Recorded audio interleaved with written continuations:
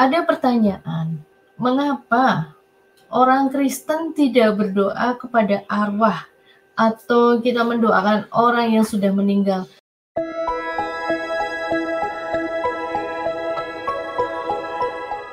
Shalom, saudara-saudariku yang terkasih di dalam Tuhan Yesus. Selamat tahun baru. Kita sudah merayakan Natal dan selamat tahun baru. Tahun 2024. Tuhan memberkati kita semua di tahun yang baru ini. Teman-teman, sahabat semuanya, ada pertanyaan. Bukan pertanyaan, ini sebetulnya menggelitik sekali, mengapa orang Kristen tidak berdoa kepada arwah atau kita mendoakan orang yang sudah meninggal?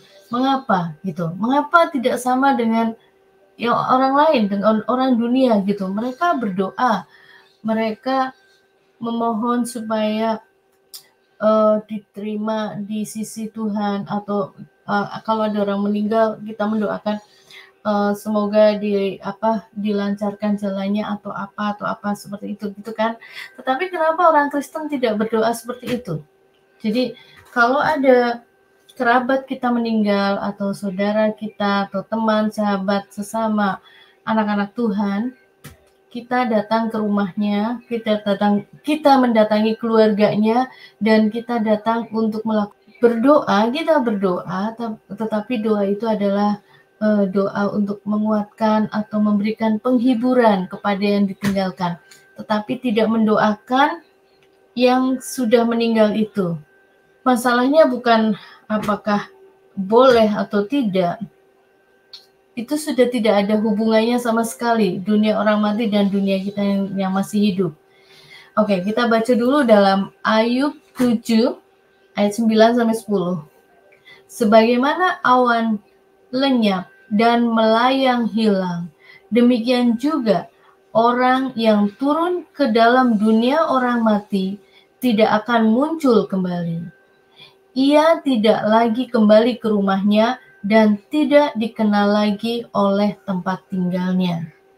Kalau yang sudah meninggal itu ya sudah melayang dan hilang dan sudah masuk ke dunia orang mati, artinya tidak sama lagi dengan dunia kita yang orang hidup.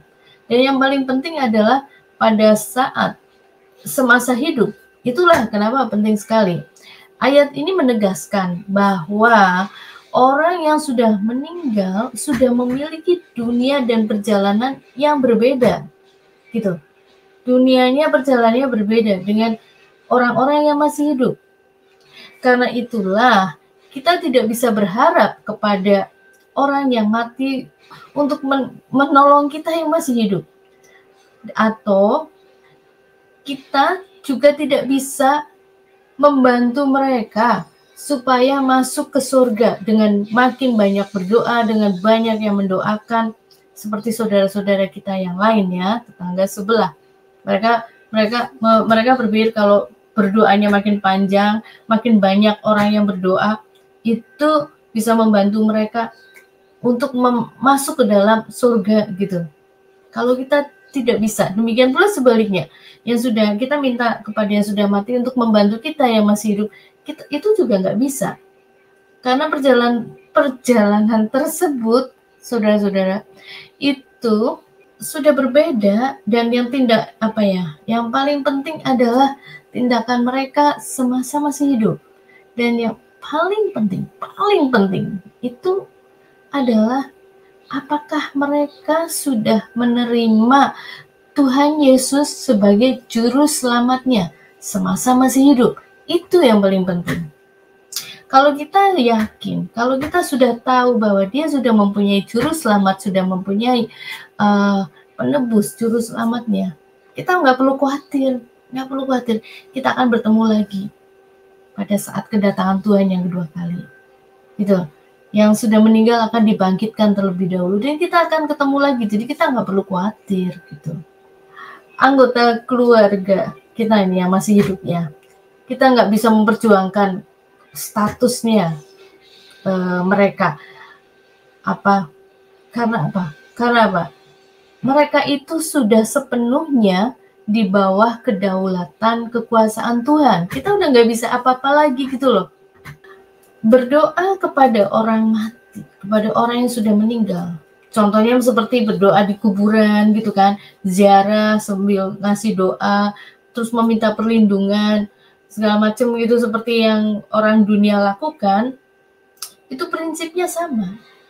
Orang yang sudah mati itu di bawah kuasa Tuhan, jadi orang mati itu tidak bisa menolong orang yang masih hidup gitu loh. Demikian orang yang masih hidup kita juga nggak bisa menolong orang yang sudah di kuburan, sama-sama.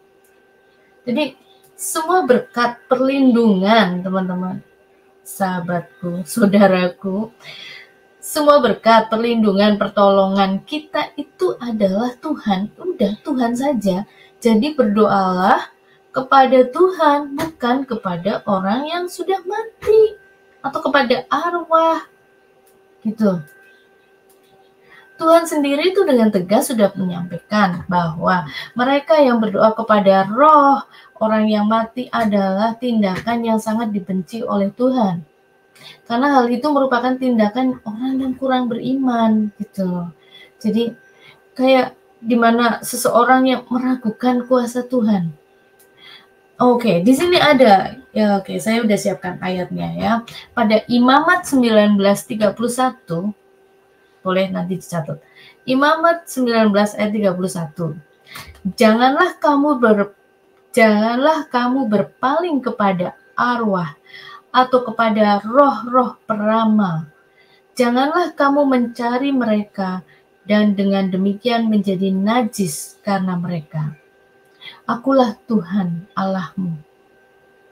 Ya. Memang sih kalau yang tidak tahu, tidak sedikit ya orang Kristen yang berdoa kepada roh orang mati. Itu karena pernah melihat juga ada orang yang kerasukan. Biasanya mereka akan, ya orang yang kerasukan itu biasanya kadang-kadang tampil atau apa ya berakting, menyerupai kerabat kita yang udah kita kenal. Terus kayak menuntut minta sesuatu yang aneh-aneh, pada malah kadang-kadang ngancam gitu kalau nggak dikasih pada keluarga yang masih hidup sama keluarganya. Cuman harap diketahui sahabat saudariku, saudara-saudariku semuanya, sebetulnya itu hanya tipuan si iblis gitu ya, untuk membuat kita percaya bahwa orang mati itu kayak yang masih berkuasa sama orang-orang yang masih hidup gitu. Jadi itu nggak benar, nggak, itu hanya tipuan. Jadi jika seseorang, kalau kita semua mengaku Kristen itu apa sih?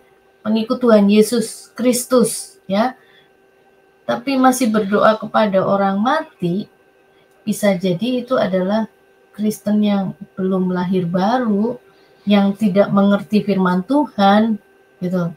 Kalau mengaku Kristen ya nggak seperti itu. Oke. Sekarang konklusi, kesimpulannya sebenarnya yang sudah kita sebutkan tadi. Kebenaran yang sejati hanya Tuhan yang berkuasa atas orang hidup dan yang mati.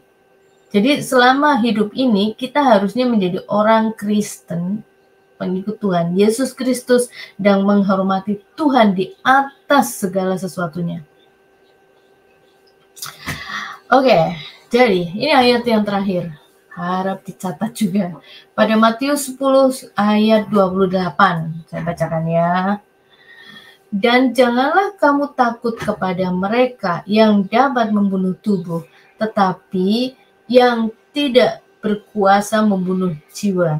Takutlah terutama kepada Dia yang berkuasa membinasakan baik jiwa maupun tubuh. Oke, ini favorit saya ini. Ini favorit banget. Matius 10 ayat 28. Oke, demikian sahabat saudari-saudariku semuanya yang terkasih dalam Tuhan Yesus. Mudah-mudahan penjelasan singkat yang sederhana ini bisa dimengerti. Sampai ketemu lagi di video yang akan datang. God bless you all.